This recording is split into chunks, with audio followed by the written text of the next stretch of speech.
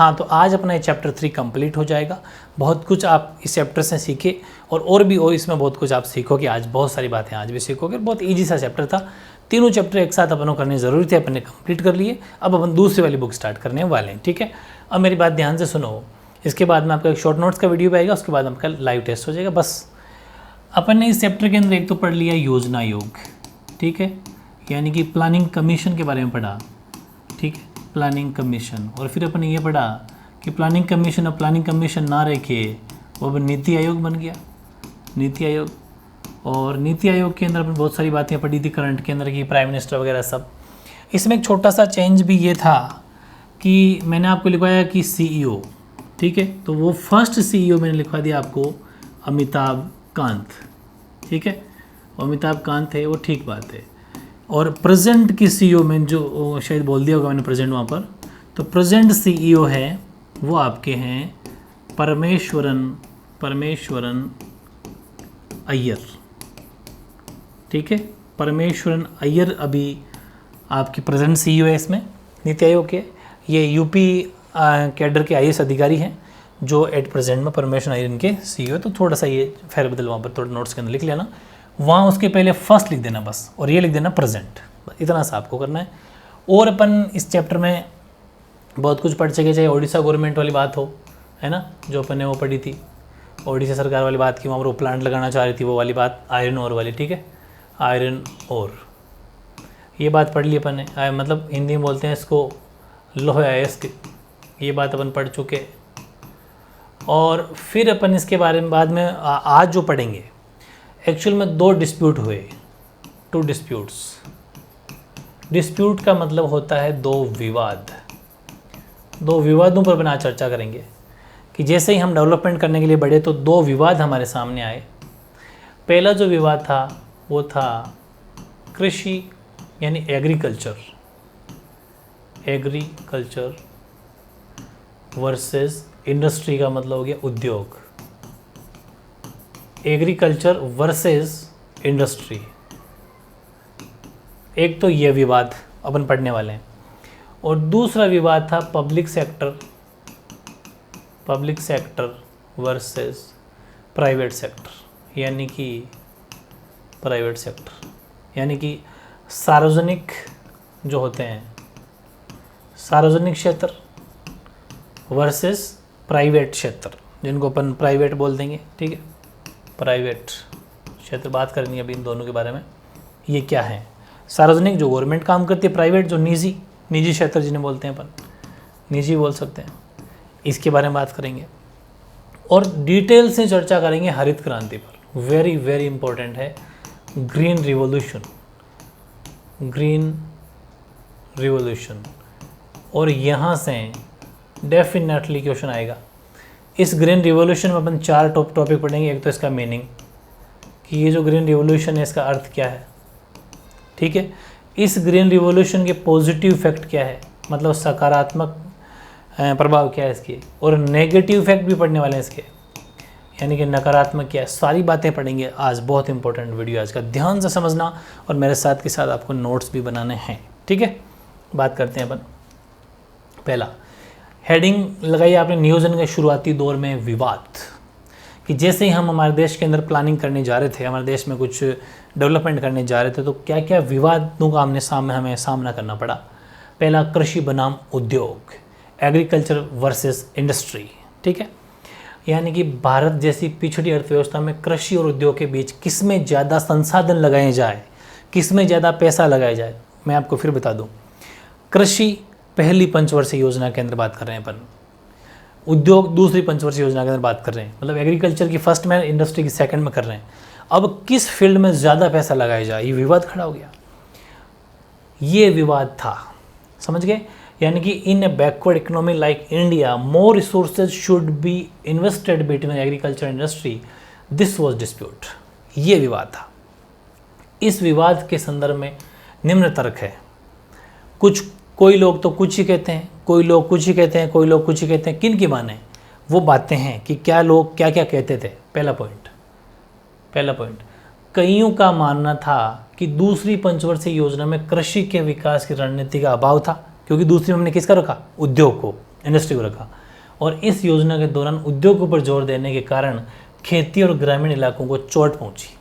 ये बात बहुत इजी है, आप खुद मन से भी लिख सकते हो, देख लो बोले बहुत इजी है कि the reasoning in this regards of follows कि मैनी बिलीव्स, पहला पॉइंट है, many believe that the second 5 year plan lacked a strategy for the development of agriculture and that the emphasis the industry during this plan hurt agriculture and the rural areas.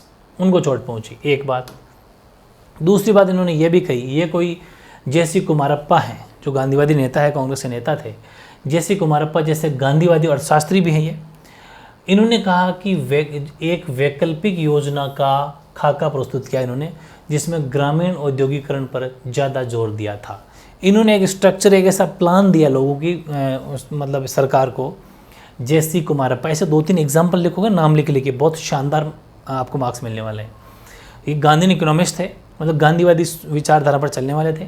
Like JC. Kumarappa presented a blueprint for a alternative plan with more emphasis on rural industry. मतलब इन्होंने ये कहा कि आप कृषि पर भी ध्यान दो, ठीक है, आप इंडस्ट्री पर भी ध्यान दो, ठीक है, लेकिन एक ऑल्टरनेट रखो, एक ऑप्शन और रखो साइड में कि स्पेशली इतना पैसा हमें एग्रीकल्चर में लगाना ही लगाना है, इतना तो अलग से थोड़ा सा लगाना है। जैसे अभी गवर्नमेंट क्या करिए, किसानों को जैसे लाइट के अंदर छूट देती है, जैसे सिटीज़ के अंदर तो अलग चार्ज होता है पर यूनिट का, किसानों के लिए अलग चार्ज है। किसानों के लिए बहुत बार बिजली में बिल के अंदर आधी कटौती कर दी जाती है, किसानों को सब्सिडी देते हैं। सब्सिडी का मतलब होता है छूट देना, डिस्काउंट, चाहे वो बीजों में हो, चाहे वो मतलब बहुत सारी चीज़ों में। तो वैसे इन्होंने कहा कि कुछ ऐसा एक्स्ट्रा करो।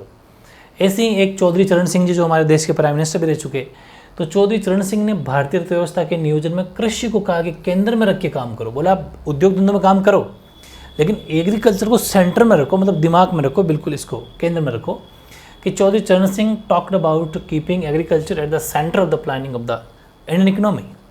तीसरा, कई अन्य लोगों को सोचना था कि औद्योगिक उत्पादन की वृद्धि दर को तेज किए बगैर गरीबी नहीं है, गरीबी का मकड़जाल से हमें छुटकारा नहीं मिलेगा। वो बातें शुरुआती 3 पॉइंट अपन ने पढ़े जो एग्रीकल्चर को सपोर्ट करने वाले लोग हैं। चौथा पॉइंट वो है जो उद्योगों, ये कह रहे उद्योग बढ़ाओ यार, पैसा आएगा तो गरीबी हटेगी, ये कह रहे हैं। Many others thoughts that without accelerating the rate of growth of industrial production one could not be rid of the weight of poverty। इस पॉवर्टी के मकड़जाल से हम बाहर नहीं निकल पाएंगे। और चौथा है, कृषि विकास हेतु अनेक कानून बनाए जा चुके हैं कृषि विकास के लिए। ये लास्ट पॉइंट है, ये अलग से लिखना है आपको, इसको पॉइंट लगा दो, चाहे अलग से कोई साइन बना देना एक्चुअल में अलग से, कि कृषि विकास हेतु अनेक कानून बनाए जा चुके हैं, लेकिन औद्योगिक विकास की दिशा में कोई विशेष प्रयास नहीं हुए। ये फाइनल बात करें हम डिस्कशन के तौर पे। Many laws have been made for agriculture development but no special efforts has been made in the direction of industrial development. बात सही है, कृषि के लिए तो बहुत कानून कायदे हैं, लेकिन एग्रीकल्चर के लिए कोई, सॉरी इंडस्ट्री के लिए कोई विशेष प्रयास नहीं किए गए हैं सरकार के द्वारा। ये बात लिख देना। तो मतलब हमने क्या पढ़ लिया, हमने कृषि बनाम उद्योग जो था, अलग से एग्जाम में आ सकता है कि कृषि बनाम उद्योग विवाद क्या था बताइए, तो इतना प्लस इतना आपको लिखना है। समझ में आ गई? बेहद आसान है और इजी, आपको समझ में आ गया होगा। अब ये कुछ 1 मार्क्स से क्वेश्चन है, बहुत बार रिपीट क्वेश्चन है कॉम्पिटिटिव एग्जाम के अंदर, तो इसलिए मैंने इसको अलग से बना दिया है, ध्यान से। चौधरी चरण सिंह के बारे में भी मैंने बात की, कांग्रेस पार्टी के लीडर थे, प्राइम मिनिस्टर भी देश के बन चुके, इंदिरा गांधी के टाइम पर 6 महीने तक प्राइम मिनिस्टर रहे थे। और चौधरी चरण सिंह एक ऐसा प्राइम मिनिस्टर हैं, चौधरी चरण सिंह देश के एक ऐसे पहले प्रधानमंत्री हैं, उसके उनके बाद में ऐसा कोई प्रधानमंत्री नहीं बना जो प्रधानमंत्री थे लेकिन लोकसभा के अंदर पैर नहीं रखा। सोचो, लोकसभा के अंदर पैर नहीं रखा, ऐसे प्रधानमंत्री। ये बहुत बार कॉम्पिटिटिव एग्जाम पूछा जाता है क्वेश्चन, ठीक है। तो चौधरी चरण सिंह कांग्रेस पार्टी में थे और बाद में उन्होंने एक अलग पार्टी बना ली जिसका नाम था भारतीय लोकदल, भारतीय लोकदल। चौधरी चरण Singh was in the Congress party and later separated from party called भारतीय लोकदल, BLD, भारतीय लोकदल, ठीक है। और ये तो एक नोट 1 मार्क्स का पहला पॉइंट आप लिख लेना, इसको कहीं नोट करके साइड में लिख लेना, क्योंकि ये 1 मार्क्स में क्वेश्चन आ सकता है कि चौधरी चरण सिंह जी पहले कांग्रेस पार्टी में थे, उनके द्वारा दूसरी कौन सी पार्टी बनाई गई, तो भारतीय लोकदल। वेरी इंपॉर्टेंट है 1 मार्क्स में। अब नेक्स्ट टॉपिक है, पहला अपन ने क्या पढ़ा, पहला अपन ने पढ़ा कृषि बनाम उद्योग। दूसरा विवाद है निजी क्षेत्र बनाम सार्वजनिक क्षेत्र। लेकिन ये एग्जाम में क्वेश्चन ऐसा भी आ सकता है, अथवा मिश्रित अर्थव्यवस्था का मॉडल, अथवा, ध्यान रखना मैंने अथवा लगाए यहाँ पर, मतलब ये क्वेश्चन अलग तरह से, हर तरह से पूछा जाए तो आंसर सेम होगा। निजी क्षेत्र बनाम सार्वजनिक क्षेत्र के मध्यम मार्ग को अपनाया गया, ये एग्जाम आ चुका कि भारत में निजी क्षेत्र बनाम सार्वजनिक क्षेत्र के मध्यम मार्ग को, ना तो निजी को अपनाया ना हमने इसको क्या बोलते हैं सार्वजनिक को अपनाया, बस बीच के रास्ते निकल गए। तो बताओ ऐसा क्यों, इस पर टिप्पणी कीजिए। The model of private sector versus public sector, ये बात ये बोल दो, चाहे आप इसको ये बोल दो मिक्स्ड इकोनॉमी मॉडल, ठीक है। और the middle path of private sector versus public sector was adopted in India, commitment of this, इसके ऊपर टिप्पणी कीजिए। आंसर देखो, एक्चुअल में जो डेवलपमेंट है ना, उसके दो जाने माने मॉडल थे जो संसार में चलते थे, बहुत सारी कंट्री में चलते थे। पूरी बात फिर सुनो, 1 मार्क्स में क्वेश्चन आएगा, पूरी बात सुन लेना ध्यान से, मेरी बातों को बड़े ध्यान से सुनना है, साइड में कहीं लिख भी सकते हो। संसार के अंदर 2 मॉडल चला करते थे पूरे संसार में, कौन सा? पहला पूंजीवादी मॉडल, दूसरा समाजवादी मॉडल। सीधा क्वेश्चन आ गया 1 मार्क्स में कि विकास के 2 मॉडल कौन से प्रचलित थे, कौन से 2 मॉडल डेवलपमेंट कैसे थे जो उस टाइम पर चला करते थे। फर्स्ट हो गया अपना capitalist model, second the socialist model. 1 marks का क्वेश्चन तैयार हो गया आपका, ठीक है, अलग से। अब अपन इस आंसर पे आ जाते हैं कि विकास के 2 जाने माने मॉडल थे, जिसमें पहला पूंजीवादी मॉडल था, जिसमें क्या बात होती थी कि जिसमें विकास का काम पूर्णतया निजी क्षेत्र के भरोसे होता था, कंप्लीट प्राइवेट, नाम से पता चल रहा है। पूंजीवादी मतलब पैसा कमाने वाले कौन होंगे? जो प्राइवेट होंगे। In which the development work is completely dependent on the private sector, इसमें गवर्नमेंट का कुछ भी नहीं, सब प्राइवेट सेक्टर काम करेंगे। प्राइवेट सेक्टर का मतलब जैसे आपकी प्राइवेट स्कूलें हो गई, प्राइवेट हॉस्पिटल हो गए, ये सब अपना मुनाफा कमाने के लिए काम करते हैं, गवर्नमेंट या जनता के बारे में नहीं सोचते। हमेशा प्राइवेट सेक्टर जनता के बारे में नहीं सोचेगा, हमेशा प्राइवेट सेक्टर फायदे के बारे में सोचेगा, अपना प्रॉफिट कैसे आया जाए। सेकंड है समाजवादी मॉडल, इसमें क्या होगा? जिसमें निजी संपत्ति को खत्म कर दिया जाएगा, प्राइवेट कुछ भी नहीं रहेगा, और हर तरह के उत्पादन पर राज्य का कंट्रोल होगा, मतलब सरकारी काम, सरकार का कंट्रोल, राज्य का मतलब पर सरकार से है, स्टेट। और ये बात थी, यानी कि सेकंड है socialist model, in which private properties is abolished and all types of production are controlled by the state, पूरा सरकार का कंट्रोल रहेगा और सरकार की देख रेख में काम होगा, सरकार ही करने वाली सब कुछ खत्म करता सरकार होगी। लेकिन इन दोनों ही मॉडल की कुछ एक बातों को हमने ले लिया, थोड़ी सी इसका ले लिया, थोड़ा सा इसका ले लिया। जैसे लिमिटेड कहते हैं, लिमिटेड कंपनी है, लिमिटेड कंपनी का मतलब ये होता है, एलटीडी आगे लिखा हुआ देखते होंगे आप, एलटीडी, इसका मतलब लिमिटेड कंपनी है वो, इसका मतलब वो गवर्नमेंट प्लस निजी प्राइवेट दोनों का थोड़ा थोड़ा पार्टीशन में है वो। मतलब ऐसा हो सकता है कि गवर्नमेंट का 40% हिस्सा है और 60% हिस्सा प्राइवेट है, उसे लिमिटेड कंपनी बोली जाती है। और लिमिटेड कंपनियां हमेशा विश्वासी होती है, वहाँ पर लगभग सरकार की तरह ही काम होता है, इसलिए लिमिटेड कंपनियां। और एक होती है बिल्कुल प्राइवेट कंपनी, वो अलग चीज़ होती है।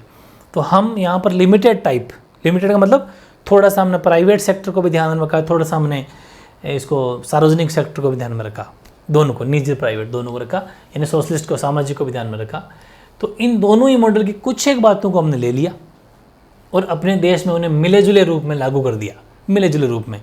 इसीलिए भारतीय अर्थव्यवस्था को क्या कहते हैं? मिश्रित अर्थव्यवस्था कहते हैं। ना तो वो कह सकते हैं बस कहते हैं रला मिला है इसके अंदर, ठीक है, मिली जुली है ये, ठीक है। यानी कि some things of both these models were taken and implemented in their country in a mixed form, इसीलिए that is why the Indian economy is called mixed economy। तो इसीलिए इसको मिश्रित मॉडल बोला जाता है, मिक्स्ड इकोनॉमी मॉडल, एक ही बात है। या फिर सेकंड जो प्लान था ना विवाद, उसको इस नाम से भी जाना जाता है, भारतीय अर्थव्यवस्था मॉडल, मिक्स्ड इकोनॉमी मॉडल, मिश्रित अर्थव्यवस्था मॉडल, सारे नाम इसके, ठीक है। इस मॉडल की कुछ खास बातें हैं, विशेषता। खेती, किसानी, व्यापार, उद्योगों का एक बड़ा भाग निजी क्षेत्र के हाथों में रहा। अब अपन ने कहा ना कि मिक्स कर दिया अपने, तो किस किस को तो प्राइवेट रखा, किसको सरकारी में रखा। तो खेती और किसानों को हमने फ्री कर दिया कि या आप खेती बाड़ी आप रखो, इस पर सरकार कोई प्रेशर नहीं, आप चाहो जितना खेती करो, व्यापार करो। उद्योग धंधों में एक बड़ा भाग, उद्योग बिजनेस भी कर सकते हैं बहुत सारे, उसमें गवर्नमेंट ने कहा कि ये प्राइवेट सेक्टर को दे देते हैं। यानी कि a large part of agriculture, trade and industries remain in the hands of private sector, उसको हमने दे दिया, ठीक है। दूसरा पॉइंट है, राज्य ने अपने हाथ में क्या रखा, भारी उद्योगों को रखा, जैसे आयरन है, स्टील है, सोना है, गोल्ड, चांदी, सिल्वर, इनको रखा और उसने आधारभूत ढांचा प्रदान किया। जितना भी टैक्स आता था गवर्नमेंट उसका लेती थी, सब कुछ ये गवर्नमेंट का है, जितने बड़े इंडस्ट्री होंगे, और उसका आधारभूत ढांचा का मतलब होता है इससे जो पैसा आएगा उससे मजबूत किया जाएगा, इंफ्रास्ट्रक्चर, बिल्डिंग, जो भी उसमें चाहे एजुकेशन हो, उनमें सब में गवर्नमेंट लगाएगी। और राज्य में व्यापार का नियमन किया और कृषि के क्षेत्र में कुछ बड़े हस्तक्षेप भी किए। व्यापार को तो बढ़ाया, इन्होंने नियमन किया, उसको और फैलाया, उसमें और बहुत ज़्यादा लोगों को रियायतें दी, पैसा भी अवेलेबल, लोन वगैरह भी दिया लोगों को। लेकिन कृषि के अंदर कुछ इंटरफेयर भी किया इन्होंने, ऐसा नहीं कि कृषि को प्राइवेट दे दिया, इन्होंने कुछ हस्तक्षेप भी किया। कैसे कि भाई कृषि पर एग्रीकल्चर ज़्यादा होना चाहिए, तो किसानों को सब्सिडियाँ देना है, गवर्नमेंट ही तो कर रही है, जब भी किसान तो खुद कमा के खा रहा है। तो और कभी कभी अकाल पड़ जाता है तो सरकार क्या करती है, प्रति बीघा के हिसाब से पैसा भी देती है, आपने देखा होगा। तो ये सब गवर्नमेंट कुछ इंटरफेयर करती है, क्योंकि एग्रीकल्चर किसान है, उनको हेल्प करना बहुत ज़रूरी है। अन्नदाता है किसान, क्या है अन्नदाता, किसान है तो हम हैं, वरना कुछ भी नहीं। The state held heavy industries in its hand and it provided the infrastructure. और तीसरा पॉइंट है, regulated trade in the state and made some major in क्या बोलते इसको, intervention in the field of agriculture, ठीक है। इस तरीके से ये विशेषता थी। अब कुछ लोगों ने इस मॉडल की करी आलोचना, क्रिटिसिज्म ऑफ दिस मॉडल। आलोचना हर जगह होती है थोड़ी बहुत इस तरह के मिले जुले मॉडल की, क्योंकि ये मिला जुला है, तो इसमें दक्षिणपंथी और वामपंथी दोनों खेमों में इसकी आलोचना हुई। यानी कि such a mix model was criticised by both right wing and left wing as यथा। पॉइंट नंबर 1, कैसे कैसे निम्नलिखित है, वो निम्नलिखित क्या है कि योजनाओं ने निजी क्षेत्र को पर्याप्त जगह नहीं दी गई और न ही निजी क्षेत्र के बढ़वार के लिए कोई उपाय किया गया। The planners have not given enough space to the private sector, nor have any measures been taken for a growth of the private sector। बात सही है, हमने प्राइवेट सेक्टर को थोड़ा कम ही रखा है और थोड़ा बहुत खेती बाड़ी रखा, उसमें भी सरकार इंटरफेयर कर ही देती है। तो ये चीज़ है, बिल्कुल सही है उनका सोचना। दूसरा, अगर हमने ये कहा कि ठीक है आप कितने बड़े बिजनेस करो, कितना बड़ा उद्योग करो, वो सब करो, लेकिन सरकार ने उस पर लाइसेंस कह दिया कि साहब इतने साल का लाइसेंस होगा, परमिट बनाओ, लाइसेंस बना के लाओ। इससे गवर्नमेंट लेती है पैसा, कुछ 2 साल के लिए, 3 साल के बाद में वो लाइसेंस होता है एक्सपायर, फिर वापस रिन्यू कराओ तो पैसा लगेगी। तो निवेश जब भी करेंगे उसके लिए लाइसेंस और परमिट की प्रणाली खड़ी करके निजी पूंजी के राह में और रोड़ा अटका दिया। अब जैसे आप ज़मीन भी लेते हो तो उसकी रजिस्ट्री का पैसा लगता है, न जाने कितना, हर जगह जगह पैसे लगते हैं, गवर्नमेंट जगह जगह चार्ज लेती है अपन से। वो चीज़ आप कल को कहीं स्कूल खोलोगे, कोई बिज़नेस करोगे, कोई हॉस्पिटल खोलोगे, कहीं पर कोई बिज़नेस करना चाहते हो तो वहाँ पर आपको गवर्नमेंट का लाइसेंस लेना पड़ेगा, हर तरह के टैक्स लेती है अपन से। ये तो by creating a system of licensing and permits for investment private capital has been blocked. तीसरा, सरकार ने अपने नियंत्रण में ज़रूरत से ज़्यादा चीज़ें रखी है, हर चीज़ को कंट्रोल कर लिया अपने अंडर में, इसका भी टैक्स दो, इसका भी करो, इसका भी दिया, वो सब। इससे भ्रष्टाचार और अकुशलता बढ़ी है, भ्रष्टाचार बढ़ा है, करप्शन बढ़ा है, क्योंकि काम कौन करेगा, सरकारी अधिकारी आप जानते ही हो, ठीक है, ये बात है। The government has kept more things under its control which has increased corruption and in efficiency, ठीक है, यानी कि इन एफिशिएंसी का मतलब कि अकुशलता बढ़ेगी, ठीक है। तो वो हमारे दोनों मॉडल अपने पढ़ लिए। यहाँ पर एक क्वेश्चन हो जाता है कंप्लीट हो जाता है यहाँ पर, ठीक है। अब अपन नेक्स्ट क्वेश्चन लेते हैं, और नेक्स्ट है अपना भारत में विकास की प्रारंभिक रणनीति की मुख्य उपलब्धियाँ और उसकी कुछ कमियाँ, सीमाएँ। The main achievements and limitations of the initial strategy for development in India. पहली बात ये, बहुत तगड़ा आंसर लिखा है मैंने इसका, 3 पॉइंट पढ़ेंगे, वेरी इंपॉर्टेंट है। आर्थिक विकास की बुनियाद, the foundation of for economy. दूसरा अपन पढ़ेंगे लैंड रिफॉर्म्स यानी कि भूमि सुधार, और तीसरा हम पढ़ेंगे हरित क्रांति यानी कि ग्रीन रिवॉल्यूशन। और इसकी तो पूरी PhD करा दूंगा हरित क्रांति की, तो कैसा भी क्वेश्चन अलग से भी आई तो आप लिख दोगे। तो बहुत तगड़ा आंसर है ये, अच्छे से पढ़ना है। पहला, आर्थिक विकास की बुनियाद, द फाउंडेशन फॉर इकोनॉमिक यानी कि भारत के इतिहास की कुछ सबसे बड़ी विकास परियोजनाएं इसी अवधि में शुरू हुई। हम क्या पढ़ रहे हैं, प्रारंभिक रणनीति हमारी क्या थी। तो हमने प्रारंभ के अंदर क्या करा कि हमने विकास की जितनी बड़ी परियोजनाएं शुरू की, जैसे पंचवर्षीय, पहली पंचवर्षीय योजना हो चाहे दूसरी पंचवर्षीय योजना हो, सारी इसी अवधि में स्टार्ट हुई। सिंचाई, बिजली उत्पादन के लिए शुरू की गई भांगड़ा नांगल जैसी परियोजनाएं हमने इसी अवधि के अंदर शुरू की। यानी कि some of the biggest development project in the history of India started in this period.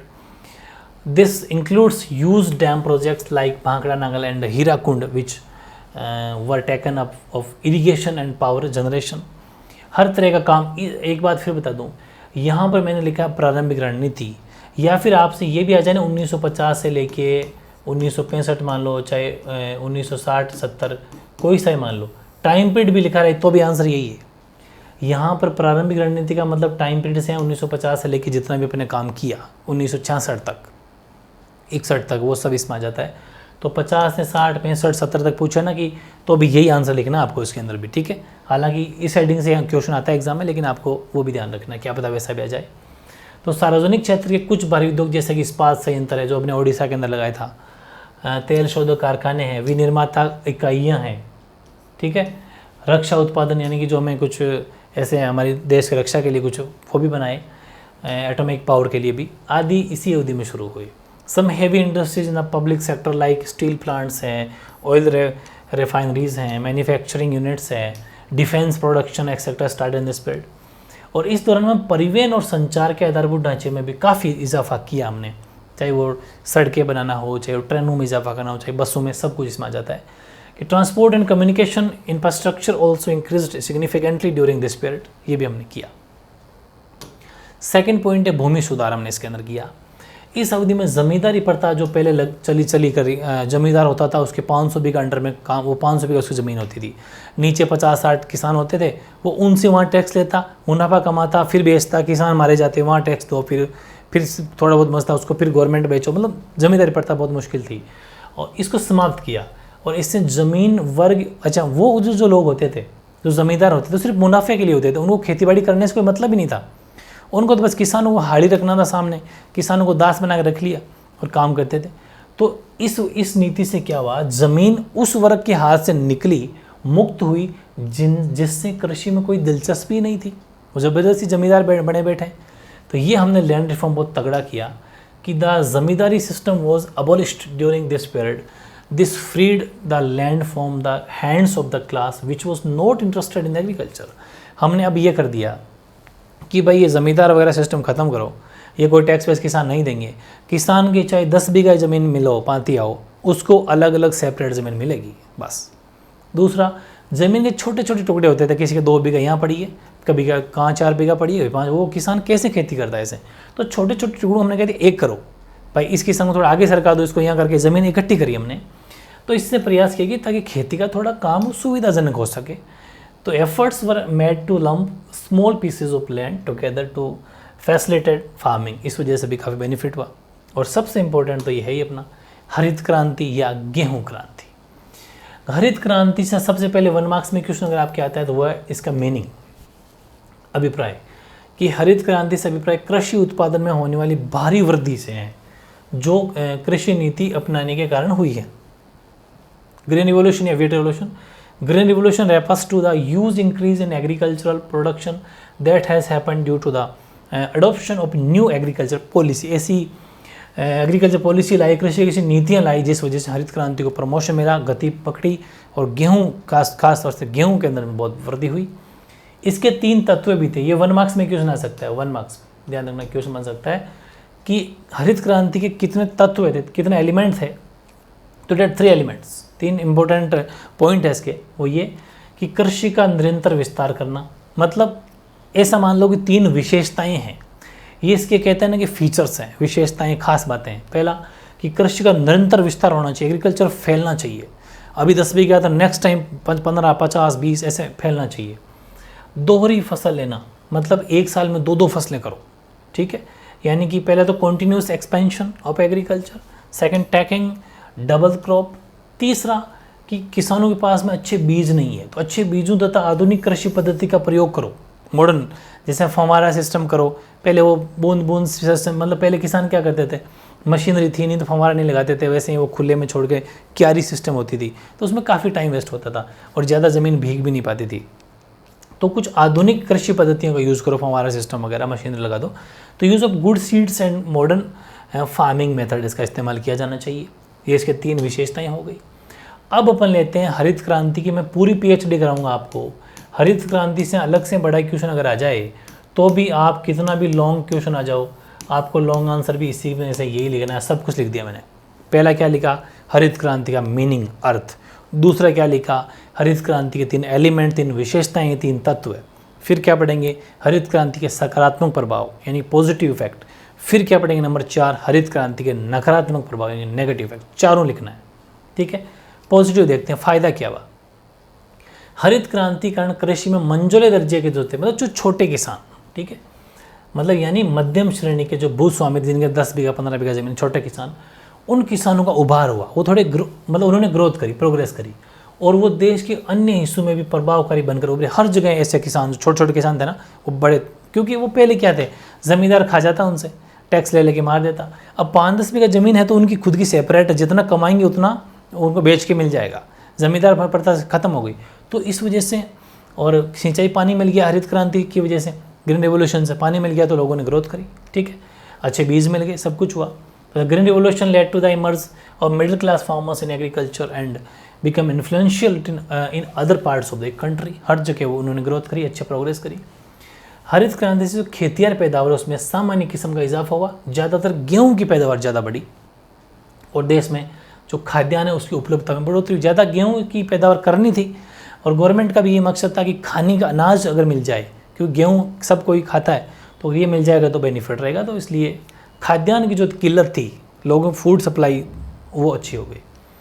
यानी कि the green revolution led to an increase in agriculture yields mostly wheat and increase the availability of food grains in the country.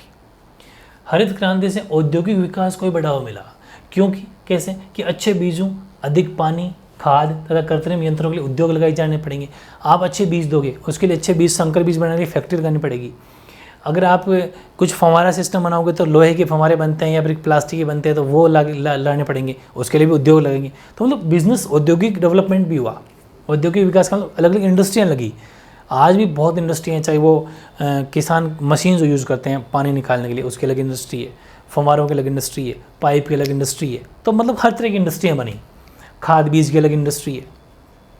तो industrial development was also increased by the green revolutions as industries were set up for better seeds, more water, fertiliser and artificial machines.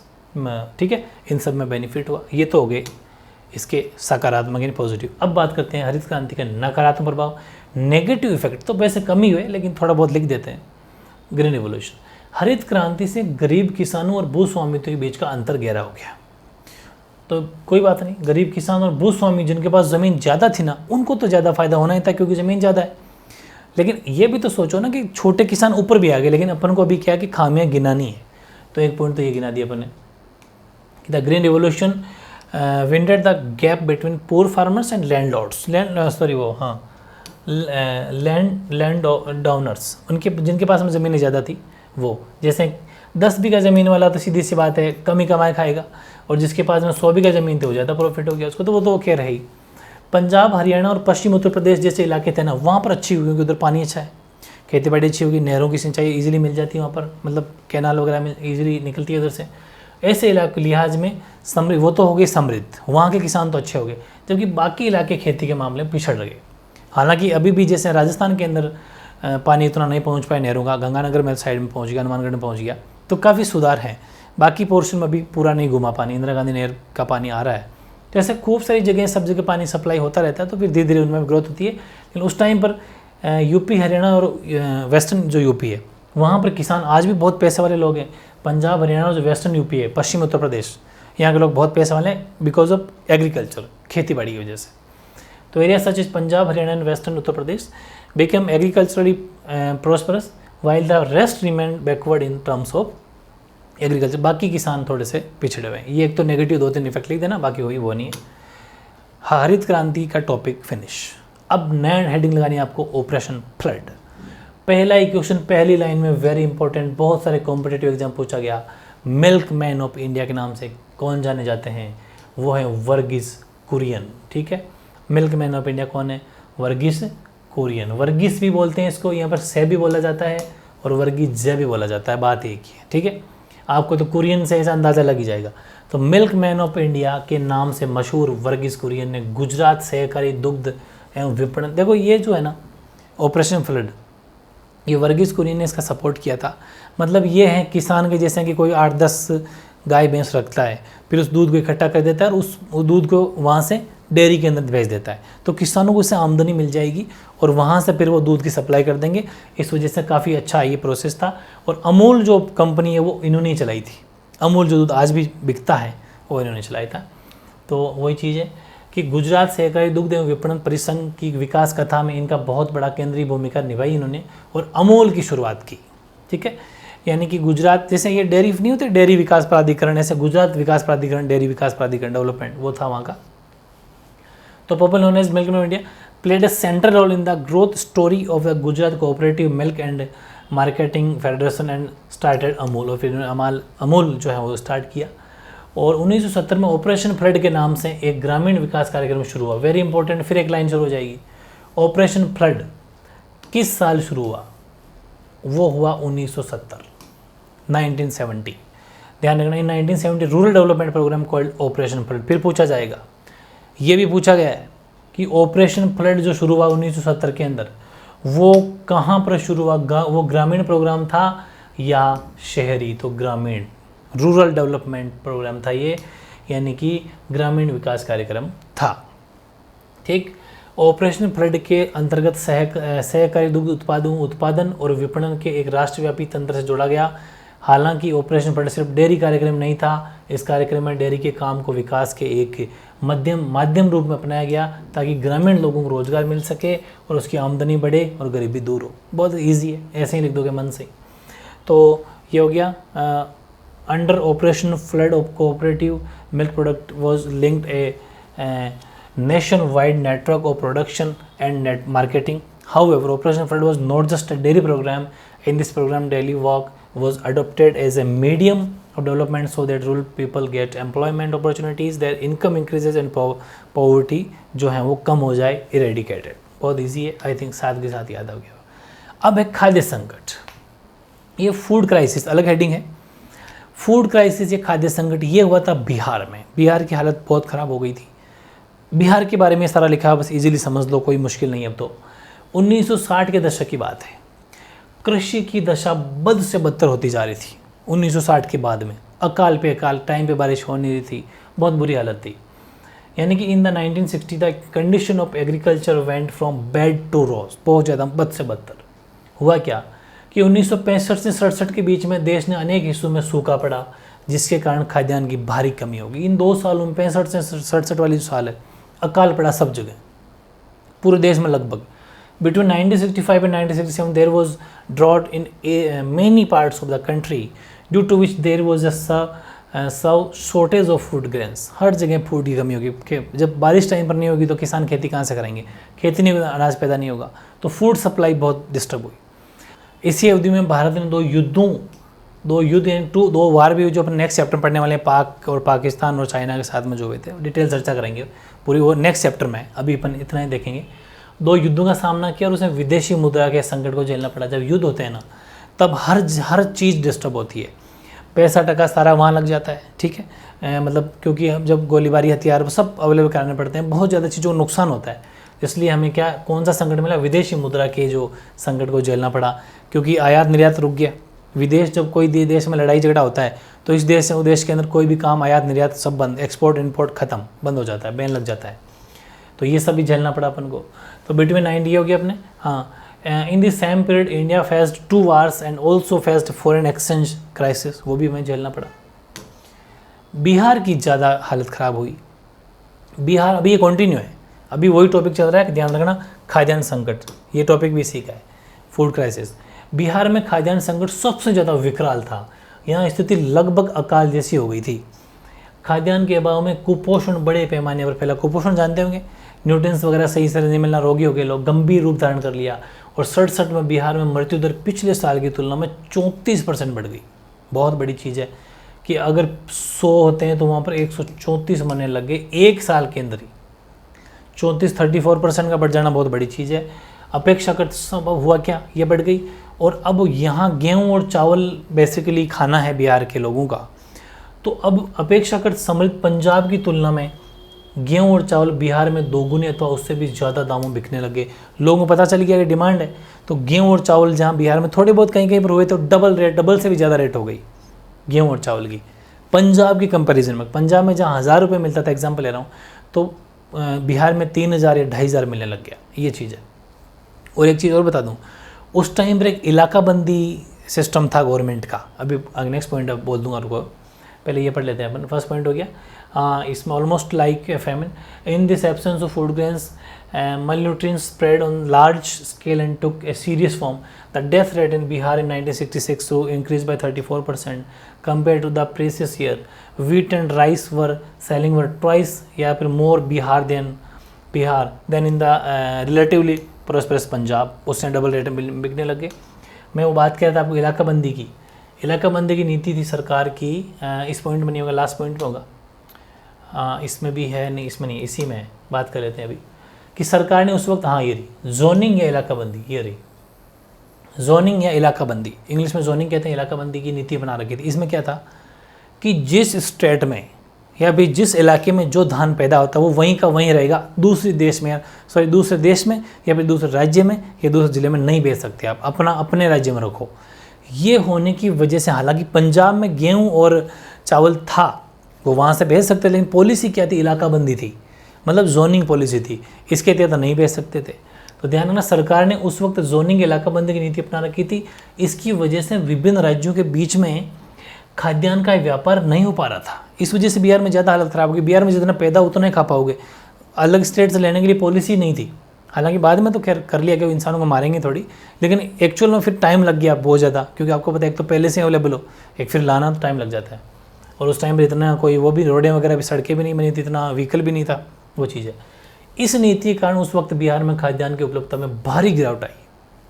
ठीक है, the government had adopt the policy of zoning है ये, ठीक है, zoning at that time. Due to this the trade of food grains was not being done between different states. Due to this policy there was a sharp decline in the availability of food grains in Bihar at that time.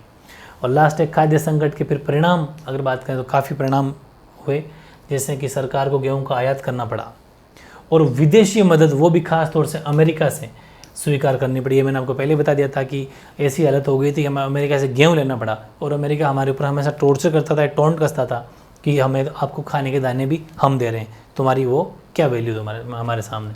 वो चीज़ें फिर बाद में हमने हरित क्रांति, green revolution लाई, फिर हमने गेहूँ की पैदा करी, वो बात अलग है। The food crisis had many consequence such as government had to import wheat and accept foreign aid especially from the United States। तो ये सब बातें थी। ये फूड ग्रेन्स का टॉपिक 2 पेज में हुआ ना, 3 में टॉपिक कंप्लीट हो गया है, अच्छे से उतार लेना, ठीक है। नेक्स्ट टॉपिक है वो है 1960 के दशक के बाद, 1960 के बाद में भारतीय अर्थव्यवस्था का जो स्वरूप है वो कैसा बदला या फिर क्या उसमें परिवर्तन हुए। नेचर या फिर change of Indian economy after 1960। तो 1960 के दशक के अंत में इंदिरा गांधी जननेता बन के उभरी। जैसे ही नेहरू की डेथ हुई उसके बाद में इंदिरा गांधी देश की नेता बनती है, और उसके बाद में देश काफ़ी हालत ख़राब हो जाती है। इनकी वजह से नहीं, चाहे अकाल पड़ने की वजह से, हर तरह से इकोनॉमी काफ़ी डाउन चली गई। तो इंदिरा गांधी जननेता बनकर उभरी और इन्होंने फैसला किया कि अर्थव्यवस्था के नियंत्रण और निर्देशन में राज्य और इंटरफेयर करने की बात कही इन्होंने कहा कि राज्य है ना, राज्य का मतलब यहाँ पर सरकार से है, देश सरकार बड़ी भूमिका निभाएगा जो निम्नलिखित। इन्होंने क्या कर दिया कि 14 निजी बैंकें थी, इन्होंने कहा कि जितना भी प्राइवेट सेक्टर मामला है उसको और राज्य को गवर्नमेंट लेगी, उसको ऐसे काम चलेगा नहीं, सरकार के पास पैसा कम है। Indira Gandhi emerge as mass leader in the late 1960। He decided that the state would play greater role in controlling and directing the economy, which are कौन से पॉइंट है कि 14 प्राइवेट बैंक्स वर नेशनलाइज्ड, राष्ट्रीयकरण कर दिया, मतलब इनको सरकार के अंडर में ले लिया कि ये आज से 14 निजी बैंकें अब सरकारी, ठीक है। ये इकोनॉमी के अंदर एक चैप्टर है, अगर आपको कभी पढ़ना हो तो बता दूंगा मैं, वहाँ पर कौन कौन सी किस टाइम पर सरकार जो है वो स्टेट बैंक ऑफ इंडिया के अंदर मर्ज कर दी गई, वो बहुत सारी बैंकें हैं, ठीक है। 14 निजी बैंक आपको याद रखनी है, आपका इतना ही मामला है। सरकार ने गरीबों की भलाई के लिए अनेक कार्यक्रम की घोषणा की, ये बात ठीक है, क्योंकि अब जब गवर्नमेंट को इतना पैसा आ जाएगा तो गवर्नमेंट क्या करेगी, उन गरीबों के लिए काम करेगी। सरकार का विचारधारात्मक रुझान समाजवादी नीतियों की तरफ ज़्यादा था इस टाइम पर, कि अब हम समाज के बारे में सोचेंगे, गरीबों के बारे में सोचेंगे। तो the government announced several programme for betterment of the poor और ideological tendency of the government shifted towards socialist policy, इसकी तरफ ज़्यादा जोर दिया। ठीक है, और फिर नियोजन का काम तो जारी अभी कंटिन्यू है। ये जो आंसर है यहीं से इसका आंसर अभी पूरा नहीं हुआ है, अब पूरा होगा। ठीक है, कि नियोजन का काम तो जारी रहा, मतलब जो ये प्लानिंग का काम कर रहे थे हम वो कंटिन्यू रहा, लेकिन एक प्रॉब्लम हुई, लेकिन इसके महत्व में कमी आई। तो इस प्रकार की 1950 से 1980 के बीच भारत की अर्थव्यवस्था बिल्कुल 3 से 3.5% की धीमी रफ्तार से आगे बढ़ी। जो 8-9% हमारी इकोनॉमी बढ़ रही थी नेहरू के टाइम पर, वो इस टाइम पर 3 से 3.5% की स्पीड से बढ़ी। तो ये थोड़ा सा नुकसान पॉइंट हुआ। The work of planning continued but its importance decreased, which is follow कौन कौन सा ऐसे डिक्रीज हुए। पहला, India's economy grow at a slow rate 3 से 3.5 एनुअली बिटवीन 1950 से 1980 के बीच में। एक तो ये। दूसरा, सार्वजनिक क्षेत्र में कुछ उद्यमों में भ्रष्टाचार और एक कुशलता का जोर बढ़ा, करप्शन बहुत बढ़ गया, यानी कि corruption and inefficiency increased in some public sector enterprises. नौकरशाही भी आर्थिक विकास में ज़्यादा सकारात्मक भूमिका नहीं निभा रही थी। नौकरशाही का मतलब ये जो जितने भी अफसर होते हैं, सरकारी कर्मचारी, bureaucracy was also not playing a very positive role in economy development. ये 3 पॉइंट ऐसे थे जो हम ये कहेंगे कि काम तो किया जा रहा था इस टाइम पर, लेकिन इन 3 कामों को हम ऐसे गिना देंगे कि यहाँ थोड़ा सा नेगेटिव मामला हुआ। और लास्ट आपकी तरफ से एक लाइन लिखनी है अलग से कि जनता का भरोसा टूटता देख नीति निर्माताओं ने 1980 के दशक के बाद अर्थव्यवस्था में राज्य की भूमिका को कम कर दिया। Seeing the loss of public confidence, policy makers reduce the role of the state in the economy from the 1980s onwards. क्योंकि इंदिरा गांधी ने आते ही और ज़्यादा प्राइवेट सेक्टर को अपने अंडर में ले लिया, तो लोग बिजनेस करना चाह ही नहीं रहे थे कि यार मामला क्या है ये, और इकोनॉमी बहुत डाउन चली गई। क्योंकि सरकार क्या सोचती थी कि हम ज़्यादा अच्छे से काम करेंगे, लेकिन सरकार में काम करने वाले करप्शन करने लग गए, जो आज भी करते हैं अधिकारी लोग। खूब आप देखिए रिश्वत के मामले पकड़े जाते हैं, बड़े बड़े IAS अधिकारी, RS अधिकारी, सब करप्शन के मामले में। तो वो इतना अगर करप्शन उस टाइम पर बहुत ज़्यादा हो गया था, जो इतना अगर करप्शन होगा तो सरकार ने जो सोचा था उसका तो उल्टा काम हो गया। तो फिर सरकार ने कहा कि वापस थोड़ा सा कम कर दिया जाए, थोड़ा निजीकरण है वापस बढ़ाया जाए, और हमें जो प्राइवेट काम, गवर्नमेंट का जो काम है उसको कम कर दे कि प्राइवेट को थोड़ा सा वापस बढ़ावा दिया, तब जाके इकोनॉमी हुई। जैसा कि आज की गवर्नमेंट है, प्राइवेट सेक्टर को हमेशा बढ़ावा देना चाहती है। बिल्कुल सही, प्राइवेट सेक्टर ईमानदारी से काम करेगा, प्रॉफिट से काम करेगा। और कोई भी प्राइवेट सेक्टर में आप काम देख लीजिएगा, प्राइवेट सेक्टर में हमेशा काम सही होता है। गवर्नमेंट है, करो तो भी अपना भला, नहीं करो तो भी अपना भला, ऐसा इस पॉलिसी वो चलते हैं। तो काफ़ी जगह ऐसी बात नहीं, सब जगह ऐसा है, सब जगह खूब जगह ईमानदार भी है, लेकिन ओवरऑल मामला काफ़ी ख़राब है। तो ये था अपना बहुत इंपॉर्टेंट चैप्टर, बहुत ज़बरदस्त चैप्टर अपने आज कंप्लीट कर लिया। अब इसका आपको शॉर्ट नोट्स का वीडियो दे दूंगा, उसको अच्छे से देख लेना, रिवीजन हो जाएगा। उसके बाद में आपको एक लाइव टेस्ट देना है। ठीक है, ओके।